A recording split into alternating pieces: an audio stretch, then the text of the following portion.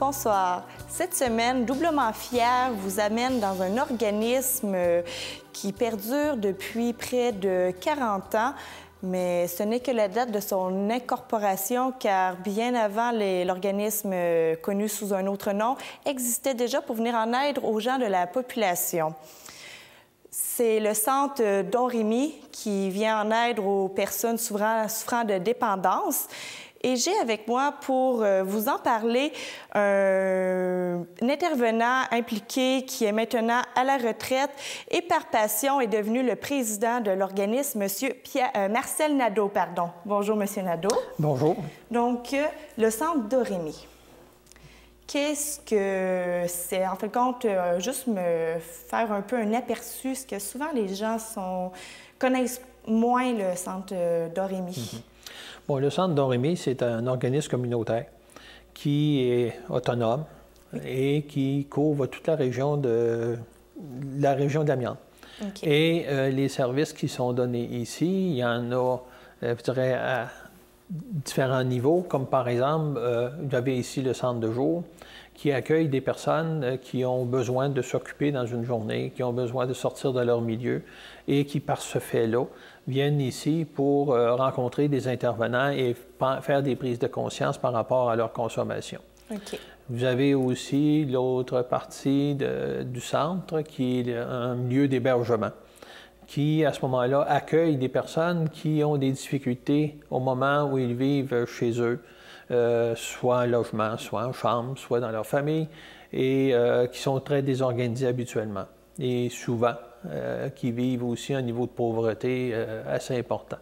Alors, ces gens-là sont accueillis pour une période déterminée, avec un plan de service qui leur permet de se réorganiser et de retourner vivre dans leur milieu. Okay. Donc, ça permet une genre de transition pour permettre au moment présent, parce qu'ils ont besoin de prendre un moment de répit pour, en fin de compte, pas couper les ponts avec leur milieu extérieur, mais prendre une pause pour mieux s'orienter. C'est dans un moment de désorganisation, si je peux dire, qui peut être très fort.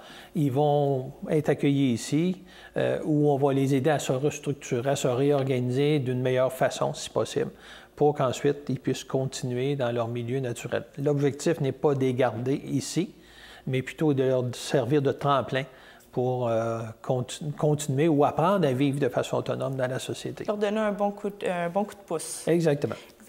Et juste avant de faire un bref historique, j'ai une question. Les gens qui viennent utiliser le centre de jour ou l'hébergement ou tout ça, est-ce qu'ils ont à débourser des frais ou c'est totalement gratuit pour les gens dans le besoin? Pour les personnes qui fréquentent le centre de jour, c'est un service gratuit. Okay. C'est-à-dire qu'on les accueille à différentes heures pour leur permettre justement de changer leurs habitudes de vie. Au niveau de l'hébergement, bien évidemment, il y a un tarif de base pour d'hébergement. Okay. Et ce n'est pas le tarif maximum, puisque les gens n'auraient pas le moyen de le payer. Si quelqu'un ne peut pas payer, ce n'est pas un critère pour l'exclure. Okay. Alors, autrement dit, c'est que c'est certain qu'il faut faire fonctionner un organisme, ça nous prend des revenus et un montant de pension quotidienne est important pour boucler nos budgets, mais ce n'est pas la condition. Parfait. Ça peut s'élever à combien le montant? Je vous dirais c'est autour de 14 $, 15 $ le montant qui est demandé aux résidents. Pour une nuit? Pour une journée complète. Oh. Et habituellement, comme les gens restent quelques semaines, à ce moment-là, bon, on va collecter, quand c'est faisable, la pension au moment de leur arrivée ou de leur départ, selon le cas. Alors, c'est pas très dispendieux, finalement? Non, c'est pas dispendieux. Sauf qu'évidemment, on veut que la personne contribue. Ça va de soi quelque part avec tous les services que vous offrez. Donc, une fois maintenant ça démystifié, est-ce que vous pouvez me conter l'historique de Don Rémy, car on est à l'aube de ses 40 ans? Oui, effectivement, ça va faire 40 ans l'an prochain que le centre Don Rémy existe sous cette appellation. Ce qu'il faut se rappeler, c'est que le centre Don Rémy, avant d'exister, s'appelait Carrefour Sobriété. Okay. Alors, Carrefour Sobriété, pour les gens peut-être qui ont eu recours dans le passé ou qui l'ont connu, il était situé dans ce qu'on appelle la Maison des jeunes actuellement. À Thetford Mines. Oui. C'était à ce moment-là des personnes bénévoles qui n'avaient pas de budget ou très, très peu qui louaient le local, je ne sais trop quel montant, et qui, à ce moment-là, s'entraidaient entre eux par rapport à leurs problèmes de consommation. Puis, en même temps, soutenaient les membres de la famille, aussi les conjointes ou conjoints selon le cas, puis un peu aussi les enfants. Ce qui s'est produit, c'est en 69, il y a eu l'incorporation. Bon, il n'y a pas eu de changement nécessairement majeur à ce moment-là, mais ça a donné un statut, je dirais, juridique plus officiel. Ça s'est appelé le Centre Don Rémy. Plus tard, avec les années qui ont suivi, bien, il y avait besoin d'un local plus spacieux. Donc, le Centre Don Rémy a été construit de façon presque totalement bénévole en termes de main-d'œuvre et en termes de matériaux aussi. Okay, il y a eu des dons. La bâtisse qu'on est présentement. Oui, exactement. Elle est sur 2 étages. Vous avez le centre de jour ici en bas et vous avez à l'autre étage les services administratifs. Vous avez une salle pour des rencontres et tout ça. Okay. Alors, à ce moment-là, ça a fait en sorte que le centre a pris de l'ampleur et s'est structuré davantage. On a commencé à engager du personnel pour donner des services plus organisés, si je peux dire. Et en 88, en 1988, il s'est construit une maison à côté, ici, qui s'appelle maintenant l'hébergement, mais qui était destinée à la réadaptation pour jeunes toxicomanes. Pour les personnes de bas âge? De bas âge, oui. Okay. C'était aller jusqu'à 18 ans. OK. Alors, à ce moment-là, la maison a fonctionné sur une période de 6 mois. Et il y a faute de budget et aussi la clientèle ne venait pas comme on avait prévu. Donc, à ce moment-là, l'organisme en question a demandé au Centre Don Rémy si on était intéressé à faire l'acquisition de la maison. Alors, c'est là le Centre Don Rémy, on a dit oui et on est pris sous notre aile, si je peux dire, la maison qui est devenue une entité du Centre Don Rémy. Et c'est aussi, je dirais, à partir de ce moment-là que moi, je vais commencer à m'impliquer dans le Centre Don Rémy au niveau administratif. Okay. Ce qu'il faut peut-être savoir par rapport à la partie hébergement, c'est que quand on a fait l'acquisition de la maison, 2 semaines après, s'est présentée une personne qui avait besoin d'hébergement. On n'avait aucun budget, aucun employé. Et à ce moment-là, on s'est tourné vers le Club Rotary, qui, lui, nous a fourni un chèque, si ma mémoire est bonne, de l'ordre de 500 $, qui nous a permis de connecter l'électricité, strictement. Et on s'est trouvé des bénévoles pour prendre soin de la personne qui avait besoin d'hébergement. Et c'est dans un départ de cette nature-là qui, avec les années, on a eu de plus en plus de demandes pour hébergement, dépannage pour des gens en difficulté. Et on a réussi à obtenir des budgets et se constituer en personnel pour en arriver à ce que c'est aujourd'hui. Un très beau chemin, un très beau parcours. Oui. Finalement, à partir d'absolument rien. Absolument. Puis avoir les locaux ici, c'est assez impressionnant. Tout à l'heure, quand je suis rentrée, c'était la première fois que je venais ici, puis j'ai fait « Wow! Crème, le monde, ils doivent être bien ici. » Oui, les gens sont bien, c'est bien organisé, hein, évidemment en fonction de la clientèle que l'on reçoit. Ce qu'il faut comprendre, c'est que le Centre Don Rémy, c'est un endroit où les gens qui n'ont plus d'autres alternatives, il n'y a plus d'autres ressources qui en veulent dans la région. À ce moment-ci, nous, on peut les prendre. Okay, et c'est clair que le conseil d'administration, par exemple, on a donné le mandat à notre directeur de ne jamais refuser quelqu'un, de toujours donner la chance. Et s'il présentait des difficultés importantes, on devait s'allier au centre de santé si c'était nécessaire, au centre de réadaptation à toxicomanie au niveau régional, aller chercher les ressources nécessaires, soit au CLSC, pour faire en sorte que l'individu en question, on ne le mette pas dans la rue. Parce que chaque personne a le droit à une chance. Tout le monde a besoin d'aide. Exactement. De savoir que quelqu'un qui est proche d'eux autres, qui les aime, qui sont là pour eux autres, pour essayer de sortir de ça. Parce qu'il ne l'a pas demandé, en fin de compte, d'avoir cette dépendance-là. Non, il ne l'a pas demandé. Non. Maintenant, il est mal pris et il a besoin d'aide. Et aussi, un service que j'ai oublié tantôt de vous citer, c'est qu'il y a un service de prévention en milieu scolaire qui est assumé par le Centre Don Rémy et financé par les commissions scolaires. Alors, on a des intervenants qui sont présents dans chacune des écoles de la commission scolaire au niveau secondaire pour justement faire ce qu'on appelle du travail de corridor et venir en aide aux jeunes qui ont besoin d'informations, qui ont besoin des fois de références. Alors, c'est plus en termes préventifs, mais en même temps, ça aide les jeunes du milieu qui vivent des difficultés. Oui, parce que souvent, quand on est jeune, on est plus naïf, on est plus influençable, on est moins conscient des conséquences que ça peut apporter un tel ou tel comportement. Fait que c'est une très belle initiative. Il y a de quoi d'être fier, finalement, du Centre Domrémy, le parcours que vous avez réalisé. Donc, je vais devoir vous quitter présentement pour aller rejoindre Pierre Lessard, le directeur, pour qu'il nous explique plus précisément le niveau intervention du centre. Donc, exact. Monsieur Lessard est très informé, il suit très bien l'évolution des services et l'évolution des clients aussi pour s'adapter continuellement. Donc, allons le rencontrer à l'instant. Merci beaucoup d'avoir été des nôtres et nous avoir expliqué l'historique de ce centre. Donc, on revient à l'instant avec Monsieur Pierre Lessard.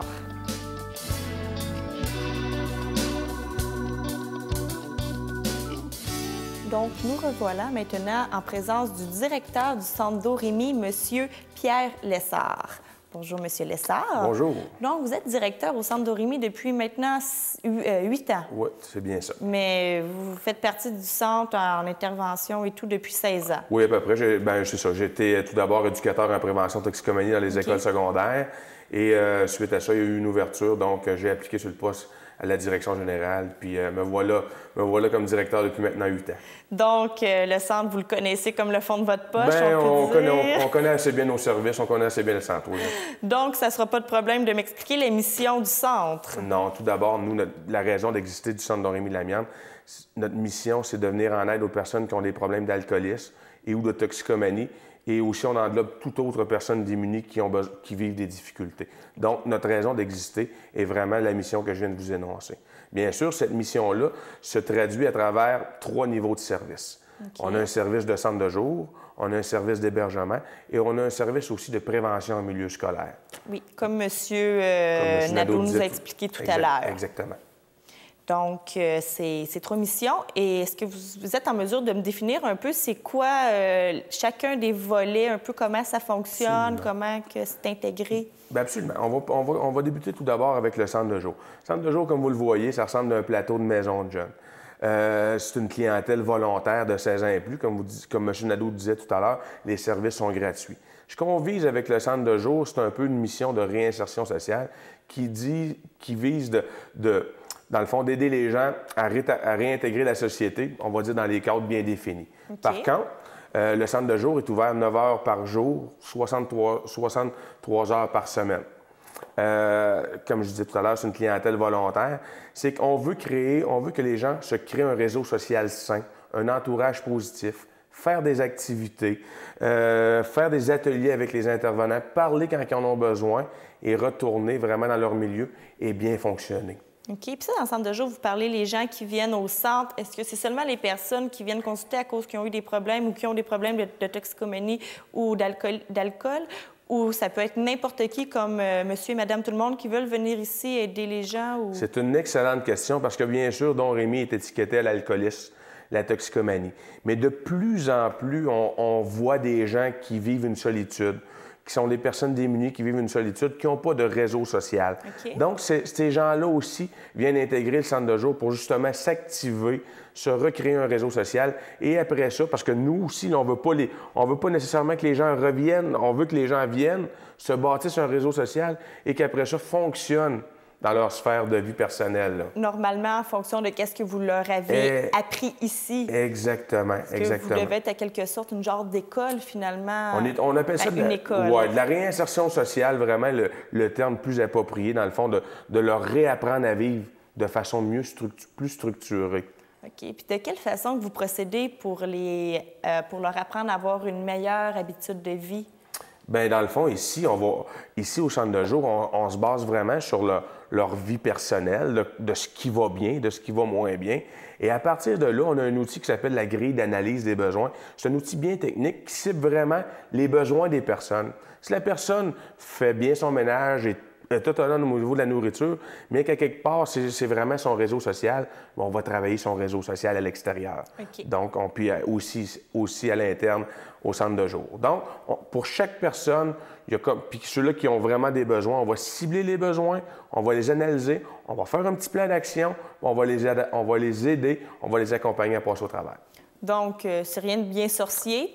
Puis vous attardez vraiment aux besoins spécifiques de chaque personne, ne sont pas laissés à l'abandon, Non, pas du tout. Pas du tout. Vous travaillez vraiment le problème concis selon l'étude. Selon la grille d'analyse des besoins, c'est bien simple aussi. Un truc que vous avez eu dans votre métier d'intervenant? Bien, je veux dire, c'est en étant à l'écoute des besoins, en faisant des réunions d'équipe, qu'on a développé ces outils-là, puis qu'à quelque part, maintenant, répond ce qu'on pense plus adéquatement en rapport avec notre mission première. OK. Qui est de venir... qui est de la réinsertion sociale, exactement. Et tant qu'à être dans cette lignée-là, j'ai envie de vous demander... parce que, oui, les gens arrivent ici, ils ont un problème, mais le pourcentage de gens qui ressortent d'ici la tête haute en disant « je suis correct ». Au niveau de l'hébergement aussi, peut-être vous parlez de l'hébergement au niveau du taux de réussite. Le taux de réussite, j'ai jamais eu un chiffre à donner. Parce que nous, c'est le principe d'un jour à la fois, l'alcoolisme, la toxicomanie. Et bien sûr, il y a des gens qui font un bout, ça va très bien, ils ont une chute dans un moment donné. Et pour nous, c'est de retravailler, de redéfinir les choses qui ont moins bien été et justement de bâtir. Mais oui, je pense qu'on, Don Rémy, on est bien structuré puis on a des très, très, très belles histoires à succès. On pourrait s'entretenir un bon nombre de minutes là-dessus, puis c'est ce qui nous valorise. Je vous dirais que c'est notre paix humaine. On va garder un petit 5 minutes à la fin pour justement que vous nous contiez une belle histoire à succès comme ça pour Alex. Ça va me faire bien plaisir. Donc, parfait. Donc, si on y va... Bon, vous m'avez parlé du centre de jour, les activités qu'il y a un peu. Ils peuvent jouer, je vois une belle table de baby-foot. Fait que ça doit avoir quand même assez d'action ici. Exactement. Le jour. On pense tout le temps, on sait toujours que les tables de billard, baby-foot, ping-pong, c'est souvent des activités prétextes pour nous, intervenants, à entrer en relation avec les gens. Et suite à ça, bien, créer une relation, un lien de confiance pour justement établir un plan d'action structuré pour vraiment répondre à leurs besoins, parce qu'on sait que ce qui prime, c'est la bonne écoute, puis c'est d'établir le lien de confiance, puis c'est ce qu'on prône ici aussi au centre de jour. Wow. Et sinon, à part les activités qu'on voit avec les tables, est-ce que vous organisez, mettons, des parties d'Halloween? Parce que l'autre jour, on a un de nos bénévoles qui travaille à Télé Communautaire qui vient vous aider aussi ici. Puis il nous contait l'autre jour qu'il y avait un souper hot dog. Absolument. On est connecté vraiment sur les besoins de la population. Puis justement, on va voir où sont les besoins. Comme la semaine prochaine, il y a un hommage à John et Cash. On a la semaine de prévention on est très actifs là-dedans parce qu'on se dit, Don Rémy, faut être un tremplin pour justement promouvoir là, ce qui se passe dans notre centre de jour, puis bien aussi pour contrer le phénomène de la dépendance. Là. Donc, puis ça, c'est ouvert à tout le monde. Exactement, comme on se dit tout à l'heure. Justement, insérer tout le monde ensemble pour agrandir les réseaux, le sexe social, Absolument. Le cercle social. Le réseau social, ben oui. Il faudra que je prenne des cours de diction. Il n'y a pas de problème. Donc, ça, c'est le centre de jour, mais vous me parlez aussi des centres d'hébergement. C'est quoi un peu... Le centre d'hébergement, bien sûr, encore une fois, vient en lien vraiment à la réinsertion sociale. Okay. On a quand même 3 canaux d'entrée qui sont bien spécifiques pour notre ressource d'hébergement. On a le gîte couvert. Le gîte couvert, c'est bien simple. C'est une personne qui se retrouve à la rue, qui n'a pas nécessairement de problème d'alcoolisme, de toxicomanie, peut avoir un service de gîte couvert. Donc, venir manger, dormir, les besoins fondamentaux. Okay. Nous, ce qu'on fait, on accueille la personne, on analyse ses besoins et on va l'accompagner vers une ressource peut-être plus adaptée.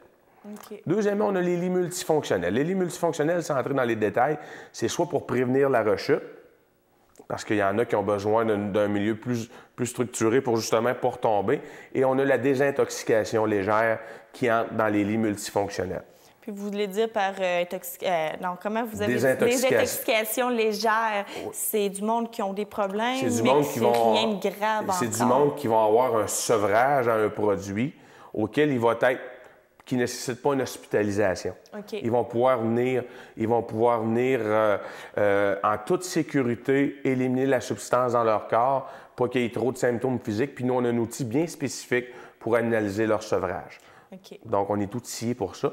Et aussi, notre majeur, bien sûr, nous, notre raison d'exister, c'est la programmation de réinsertion sociale. Donc, on a une programmation quotidienne fixe avec des étapes pendant le séjour. On fonctionne sous forme encore de plan d'action et on analyse les besoins. On cible vraiment ce que la personne vient chercher à Domremy pour retrouver leur autonomie de base personnelle. OK, que ce soit pour une personne démunie, vous allez peut-être essayer de trouver une réinsertion dans un milieu de travail progressif, etc. Exactement. Que ce soit pour une dépendance, une fois que son sevrage va être bien fait, qu'il va avoir été bien encadré, là, il va pouvoir avancer une autre étape. Exactement.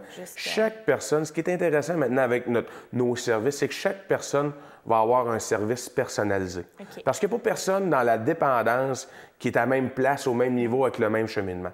Nous, on a développé des outils personnalisés qui fait que chaque personne a son plan d'action et travaille dans son plan d'action et se crée ses propres objectifs en fonction de ses réalisations, puis de retrouver son autonomie de base personnelle. Oui, ce que surtout que ça doit dépendre aussi de chaque vécu de vie, est-ce que chaque vécu, en fin de compte, parce qu'une personne qui a un tel problème que l'autre personne, ils ont le même problème identique, mais quelle personne, sa vie a été tellement facile, ça a été merveilleux, puis l'autre, il a bûché. Là, il a fallu qu'il travaille fort, à quelque part, ça va avoir des répercussions sur leur dépendance. T'as absolument raison. La réalité des gens, tantôt, on doit composer à chaque jour. À chaque jour qu'on se lève le matin, on a à travailler avec le quotidien, le passé, l'avenir, les projets d'avenir. Puis c'est ça qui rend notre travail super intéressant.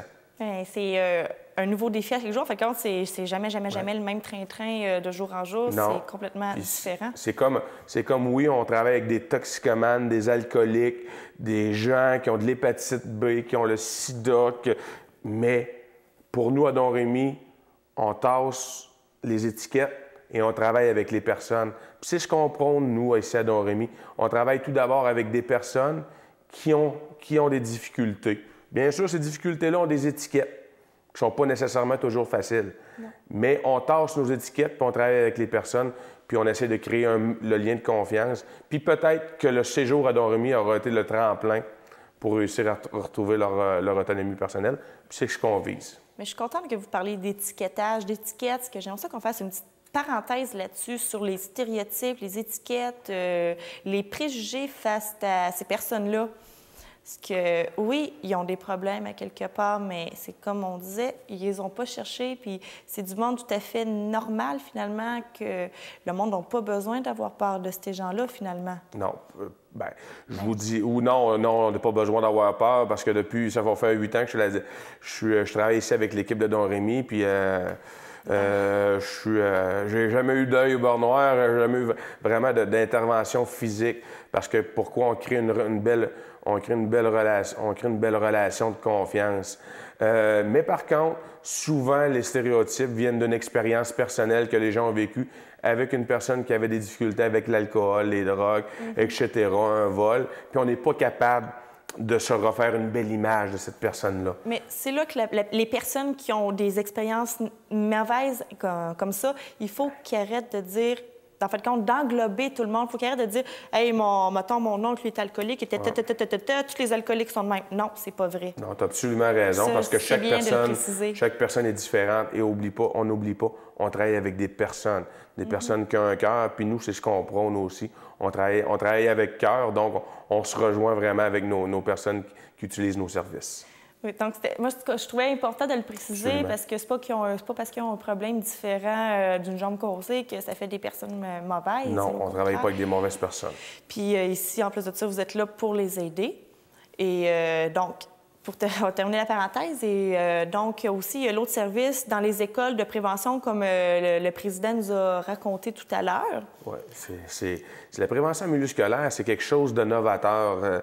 Il n'y a pas vraiment de service comme ça qui se passe partout ailleurs. Moi, c'est le seul service c'est qu'il y a 13 ou 14 ans, je ne me souviens pas, c'est qu'il y avait des problèmes dans les écoles polyvalentes, des cas de drogue, il y avait la tolérance zéro, etc. Et là, on dit, au lieu de transférer les cas de drogue d'une école à une autre, on va mettre un intervenant là qui va faire de la prévention, qui va être au cœur des milieux des jeunes, qui va faire de l'intervention de première ligne, qui va être un agent multiplicateur, qui va faire de la référence, dans le fond, qui soit très actif dans le milieu. Et on a créé le poste d'éducateur en prévention de la toxicomanie. Et j'ai eu la chance de ne pas être à l'origine, mais être le deuxième éducateur en prévention toxicomanie. Et je crois tellement à ce service-là. Et comme je vous dis, c'est un service novateur et qui est en constante évolution. C'est merveilleux, sérieux. C'est une très belle initiative, quelque chose d'innovateur. Je pense que ça va énormément aider les jeunes. Et donc, comme convenu qu'on avait dit tout à l'heure, pour terminer, j'aimerais que vous me racontiez une histoire à succès, en fait, compte une belle réussite du centre. Une personne. J'en aurais plusieurs. Par contre, j'en ai une en tête qui, à un moment donné, est arrivée ici sous forme de référence d'une maison de thérapie qui était en dépression, qui n'avait plus aucun point de repère, même après sa thérapie. Je me souviens d'un matin où un intervenant est arrivé dans mon bureau, bouleversé, puis c'est rare, ça. Et il dit, je viens d'arriver d'une chambre de la personne, puis il dit, j'ai vu un tableau. Il dit, il y avait une madame avec des enfants, il y avait un 4 roues, une roulotte, une maison, et c'était marqué « mes pertes ». Oh! Fait que, dans le fond, ce qu'il venait de dire, c'est qu'il avait perdu sa femme, ses enfants, sa maison, c'est ci, c'est ça, puis... Puis la personne n'avait plus comme aucun point de repère. Et petit à petit, on a travaillé à y mettre du positif dans sa vie.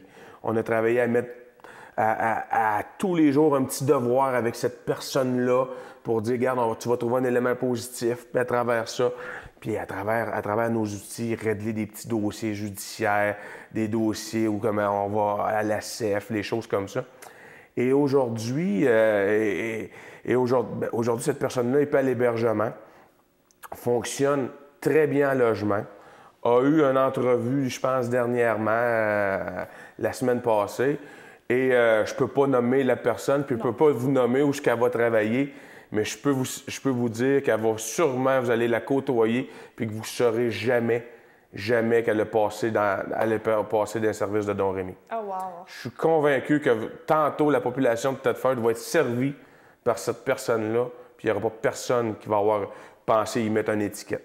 Fait que c'est banal, c'est bien simple, mais c'est toute qu'une réussite, puis on en est fiers, et la personne vient encore une fois fréquenter les services du centre. Bien, je comprends, il y a de quoi être fier aussi. Absolument. Donc, pour terminer, pour pouvoir venir vous rencontrer, venir au centre Don-Rémy. Donc, c'est situé sur le boulevard Cahouette, proche des Lumières de la rue Notre-Dame, Saint-Alphonse, Cahouette. On a un beau point de repère juste à côté du poste de police municipal et du poste incendie. Des postes d'incendie. Donc, ils peuvent venir vous rencontrer en tout temps dans la journée. Nous, on n'a pas de critères. Les gens qui ont des besoins, on est là, on est ouvert 24 heures, 7 jours semaine, qui concerne un des deux services, on va leur répondre. Bon, bien, merci beaucoup, M. Lessard, d'avoir été avec nous. Donc, j'espère pour vous à la maison que cette entrevue va vous avoir un peu éclairé face au centre Don-Rémy, quelque chose dont nous avons à être extrêmement fiers, dont, comme vient nous raconter M. Lessard sur la belle réussite que cette personne a eue. Donc, je vous remercie d'avoir été des nôtres et je vous dis à la semaine prochaine.